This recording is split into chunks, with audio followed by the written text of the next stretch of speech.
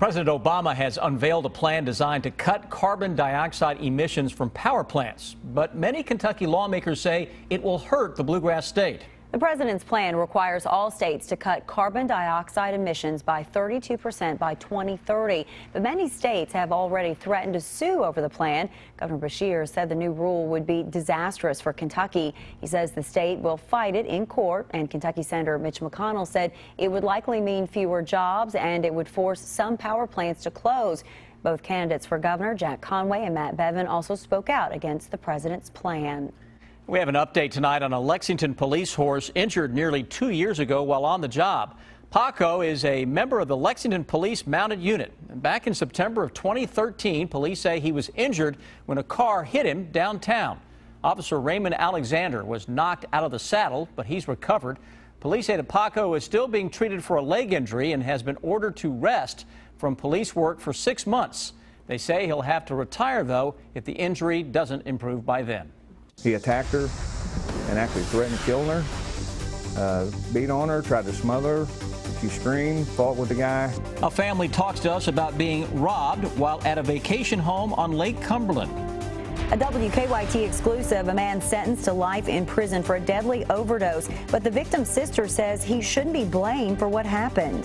What should happen to county clerks who refuse to issue marriage licenses? And will the Supreme Court's same-sex marriage ruling impact the governor's race? I'll have the results from a WKYT Herald Leader Bluegrass Poll.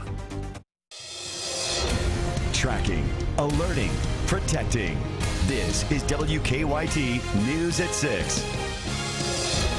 Good evening to you. It was supposed to be a fun vacation, but a trip to Lake Cumberland turned frightening for a Kentucky family. They say a robber showed up at their Wayne County cabin, tied one of them up, and stole money and prescription drugs.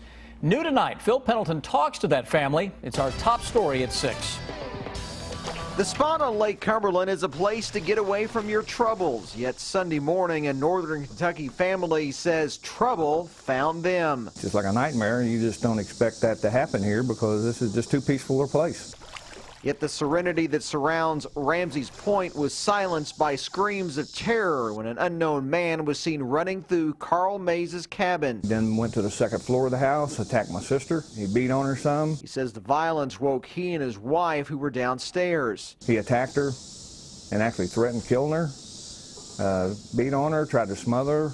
She screamed, fought with the guy. Police say they have a decent description of the man they're looking for, but they actually say if they release that could harm their investigation. Police say the man got away with cash and drugs. They believe drugs was what he was after. We were targeted. I honestly believe we were targeted because they knew specifically who the man specifically knew who to go after, what he wanted, because he passed up the first floor bedrooms. May says his sister was taken to the hospital to be checked out and released. In Wayne County, Phil Pendleton, WKYT. And the family says they've stayed in that same cabin for more than 20 years and never had a problem. They say that's why they left their back door unlocked, which is how police think that robber got in. It has been a sunny day across Kentucky, but it looks like a stormy pattern is about to return. Meteorologist Jim Caldwell shows us what he's tracking right now. And we've actually got some stuff going up just in northern parts of Kentucky. Severe thunderstorm warning issued right around the Covington area. So it's in Kentucky, but most of it looks like it's going to bypass us. We look right now to Defender, and you see that complex, that one area of lightning showing up at the top of your screen, with that thunderstorm really gaining some strength and producing some decent-sized hail over the past couple of hours. When watching that one, it's been a slow mover, but it continues to likely track off toward the southeast, which would put it back into Ohio briefly, and then could impact some folks out in parts of northeastern and eastern Kentucky. Severe thunderstorm watch issued basically for that storm, and you can see it extends all the way down close to Vanceburg there. We look now at our severe weather threat for tonight, and it's been highlighted that central and eastern Kentucky are under that slight risk. All the areas there in the yellow shading because that front is slipping toward the south. Here's what it really looks like: isolated severe storms, just like that one. It's one particular storm that's causing all the problems. If it starts rolling into the area, strong winds, heavy rain, a good bet, then you throw in the hail possibilities. We'll take a closer look at it and track it hour by hour coming up in just a few minutes. A Jessamine County Sheriff's deputy had to be taken to the hospital after a crash this afternoon. It happened near the intersection of Delaney Ferry Road and Troy Keene Pike. State police say a deputy spotted a car that matched the description of one being driven by a burglary suspect. He turned around to try and catch up with a car, but police say the deputy lost control of his cruiser and hit another car. Police say the deputy was taken to the hospital with lower back pain. The two people in the car were not seriously injured. Police say they were not able to find the car that the deputy was trying to catch up with. It was a first for Kentucky. A Clay County man was sent to prison for the rest of his life for illegally distributing prescription pills that caused a woman's death.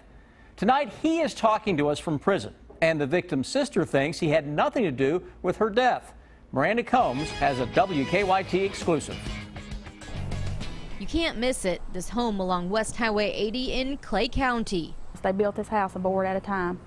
Somebody would say, "What do you want for Christmas?" They'd say, "Buy me a board." The house is guarded by a fence. On the other side of the road is a trailer park, the center of a federal drug trafficking case that made history in Kentucky. This case is closed. He's been convicted. Why talk now?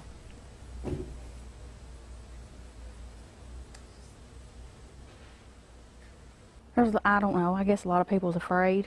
Angela Smith's dad is Terry Smith. Terry left a federal sentencing recently as the first person in Kentucky to be given mandatory life for illegally distributing prescription drugs that caused the death of Patty Smallwood. Patty Smallwood would be very unhappy if she knew what had been done to me. Terry Smith called us from jail where he's waiting to be transported to a federal prison. Patty was a dear friend of mine. She'd rented off of me for years. She had all kinds of medical issues. Federal prosecutors say in September of 2011, Smith sponsored Patty Smallwood, who lived in this trailer park owned by Smith, to travel to a pain clinic in Georgia to get oxycodone prescriptions. When she got back to Clay County, prosecutors say Smith paid for Smallwood to fill the prescriptions. The pills were then given to Smith, who kept some and gave the rest back to Smallwood and others. Smallwood died that night. These cases, we believe, send a message to drug traffickers that not only are you responsible for distributing illegal drugs, but you are also responsible for the people you give them to. Did the conviction of Terry Smith bring justice to your sister? No, because Terry Smith did not have nothing to do with my sister's death. Susie Grubb is Smallwood's sister. She says it wasn't the oxycodone pills that killed Smallwood. She says Smallwood was sick and had been for some time. Terry Smith's daughter knew Smallwood too and admits Smallwood had a drug problem, but says that isn't what killed her. She had told several people numerous times that she wasn't going to be here long, that she was sick. This case, according to prosecutors, was also significant because they were able to establish the cause of death without an autopsy report. Toxicology results showed Smallwood had 4 times the therapeutic level of oxycodone in her system when she died. If they would have done an autopsy, I think they would have found that she didn't overdose. Angela Smith now lives in her dad's home and takes care of the trailer park across the street. She's in charge of a place her father built, but will never see again. And Smith's life sentence was mandatory under federal law because he had a prior felony conviction. His wife, Jerry, got 7.5 years in prison for conspiring with her husband to distribute those drugs. So this afternoon, you got a phone call from the victim's daughter. Yes. About all of this. And she says the absolute opposite of Smallwood's sister and said that Terry had everything to do with her mother's death. Her mother did have a drug problem, but Terry is the reason that she died. So interesting. All right, Miranda, thank you for that report tonight. New tonight, the pilot of a small plane that crashed in Scott County over the weekend is being called a hero for saving lives. Investigators say the plane had engine failure while traveling from Ohio to Somerset. The plane crashed while making an emergency landing at the Georgetown Scott County Regional Airport. The pilot, Mark Conrad, his son, and 2 other people were on board. Today, a family friend talked about the crash. The only heroic act I can think of at this time is Mark got them on the ground and got them, you know, they all survived. Even though the aircraft was, you know, damaged quite a bit and probably can't fly it again, he got them on the ground and got them they've all survived it and got to the hospital. So. Conrad and one of the passengers are still recovering at UK Hospital tonight. Friends say the other 2 people on the plane have since been released from the hospital. Some sad news to pass along tonight. The community is remembering Urban County Council member and publisher of the Lane Report, Ed Lane. He died over the weekend after a battle with cancer. Lane founded his commercial real estate company back in 1981 and later launched his business news magazine as well. He had represented the 12th district in the Urban County Council since 2005. Lane fought cancer for the past 2 years, although we're told people outside his immediate family didn't know it. Ed was a strong personality, and we will miss him, but you know, we know that he would want us to take the positive approach to this and to remember the good, to remember the positive things that were said and done. A celebration of Ed Lane's life is being planned at Kerr Brothers Funeral Home on Harrodsburg Road. Also, Mayor Jim Gray has 30 days to name Lane's replacement on council. It's been a controversial issue in recent weeks, the Kentucky county clerks who stopped issuing marriage licenses. But what do Kentucky voters think about it? New at 6, political editor Bill Bryant has the latest results from the Bluegrass Poll. Good evening. It's the fallout from the U.S. Supreme Court's ruling legalizing same-sex marriage. Within hours of the June ruling, same-sex couples in Kentucky walked into county clerks' offices to get marriage licenses. But clerks in Whitley, Casey, and Rowan counties refused to issue the licenses, saying do so violates their religious freedom. The governor told the clerks to quit their jobs or issue the licenses. The case is now in federal court. Nature's law will supersede any law that man puts on a piece of paper. That's why I've taken the stand that I've taken. Obviously, an honorable course to take is to resign and let someone else step in who feels that they can fulfill those duties. But the Bluegrass Poll found voters split. 36% think the clerks are right to refuse, while 38% think they should be removed from office. 16% say the job to issue marriage licenses should be transferred to a state agency. At 5, we told you how 53% of Kentuckians told the Bluegrass Poll they disagree with the Supreme Court decision. Kentucky's ban, which Attorney General Jack Conway decided not to defend, was one of 4 that prompted the ruling. We've seen a steady erosion in the number of people opposed to gay marriage. But having said that, 53% is no small number by any means. It's still over half the electorate. I think it has the potential to still be a game changer when it comes to this election.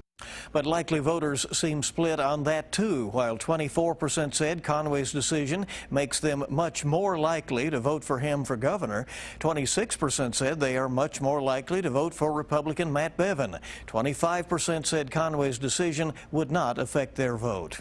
Ahead on WKYT News at 11, the fate of Jefferson Davis. Should the former Confederate president's statue be removed from the state capitol rotunda? For the Bluegrass Poll, Survey USA talked to 1,000 people across Kentucky during the last week of July. Bill Bryant, WKYT.